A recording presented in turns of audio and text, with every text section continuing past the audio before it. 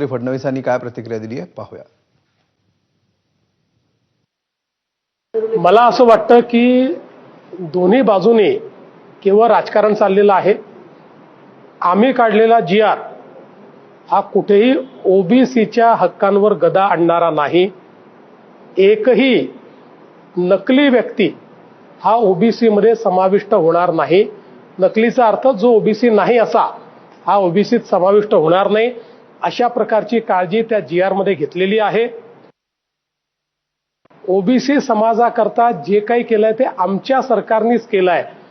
2014 ते 2025 मध्ये जेवढे निर्णय ओबीसी समाजाकरता झाले ते केवळ आमच्या सरकारने केले। ओबीसीचं वेगळं मंत्रालय आणणारे आम्ही, ओबीसी करता योजना तयार करणारे आम्ही, महाज्योती तयार करणारे आम्ही, या ठिकाणी 42 हॉस्टेल ओबीसी करता देणारे आम्ही, आणि सगळ्यात महत्त्वाचं की उद्धव ठाकरेंच्या सरकारने ओबीसीचं घालवलेलं राजकीय आरक्षण हे परत आणणारे आम्ही, आणि पूर्ण 27% पूर्ण ओबीसीचं आरक्षण परत आणणारं आमचं सरकार आहे। यापूर्वीच्या कोणत्या सरकारने ओबीसीचं हित केलं? मी दाव्यानं सांगतो की माझ्याशी खुली चर्चा करून घ्यावी।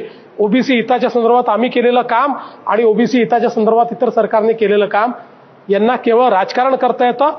आम्हाला ओबीसी समाजाचं हित पाहायचंय, आम्ही ते हित करणारच आहोत।